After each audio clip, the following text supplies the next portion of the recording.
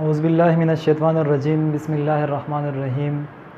آج پھر آپ کی خدمت میں حاضر ہوں اور وہی موضوع ہے کہ تعلیم کا سب سے بڑا مسئلہ ہے ہمارا، اور ہم اسی پر بات کریں گے۔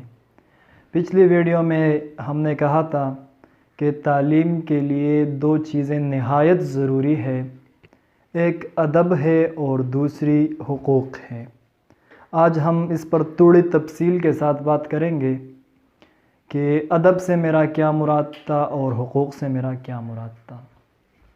تو ادب کا لفظ جب میں نے کہا تھا تو لوگوں نے سمجھا شاید میں اس ادب کی بات کر رہا ہوں جو شعر و شاعری یا مضمون نویسی یا کالم نگاری وغیرہ کی طرف میرا اشارہ ہے، لیکن میرا اشارہ اور میرا مقصد یہی نہیں تھا۔ میرا مقصد تھا کہ آداب ضروری ہے، تعلیم کے لیے آداب ضروری ہیں۔ اگر ہم دیکھیں تو قرآن میں اللہ رب العالمین فرماتا ہے مومنین سے کہ آپ اپنی آواز نبی کے آواز سے نیچے رکھیں۔ تو اس کا دو مطلب مفسرین نے لیا ہے۔ ایک مطلب یہ ہے کہ جب پیغمبر انقلاب صلی اللہ علیہ وآلہ وسلم بات کر رہے ہیں تو آپ نے خاموش ہونا ہے، یا اگر آپ نے کوئی بات کہنی ہے تو آپ کی آواز ان کی آواز سے نیچے ہوگی۔ دوسرا مطلب مفسرین نے یہ لیا ہے کہ اگر پیغمبر انقلاب صلی اللہ علیہ وآلہ وسلم کسی چیز کے بارے میں حکم فرما دے، کسی چیز کے بارے میں فیصلہ صادر فرمائے، تو آپ کی اپنی رائے پیغمبر صلی اللہ علیہ وآلہ وسلم کے بات پر مقدم نہیں ہوں گی، وہ ان سے نیچے ہوگی۔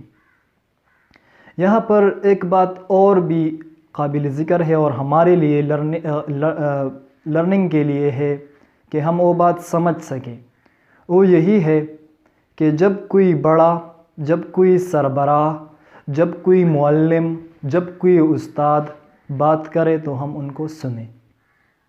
جب ہم سنیں گے تبھی ہم سمجھ سکیں گے۔ اس لیے اللہ تعالیٰ نے فرمایا کہ آپ کی آوازیں اپنی نبی کی آواز سے نیچے رکھو۔ تو یہی ادب کا وہ نمونہ دکھلایا ہم کو، یہی ادب کا وہ طریقہ بتایا ہم کو کہ آپ نے کس طرح اپنے بڑوں سے بات کرنی ہے، آپ نے بڑوں کا بات کس طرح سننی ہے۔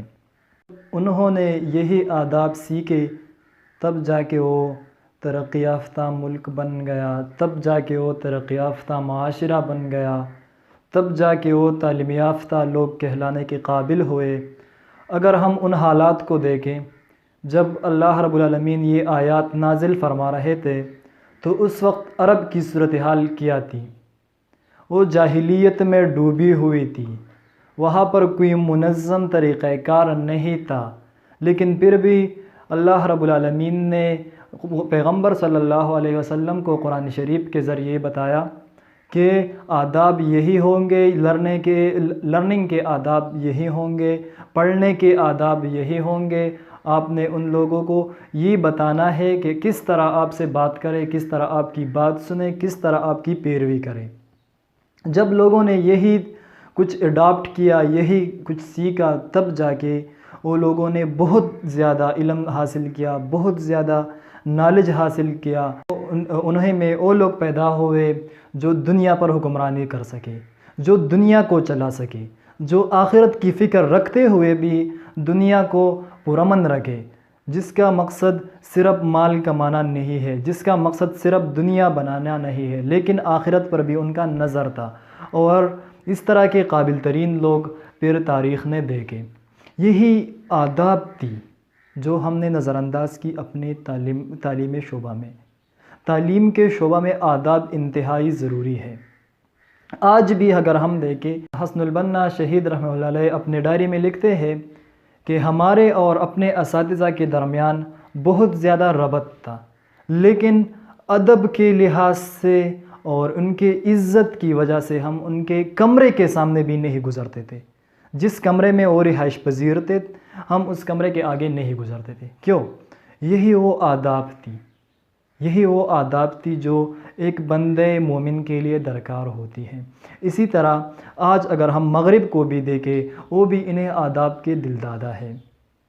انشاءاللہ ہم اس پر مزید بھی گفتگو کریں گے، لیکن نیکسٹ ویڈیو میں ہم بات کریں گے کہ پاکستان کا سب سے بڑا مسئلہ نظام تعلیم کیسا ہے، لاقانونیت کیسا نہیں ہے، اور پاکستان کا سب سے بڑا مسئلہ نظام تعلیم ہے۔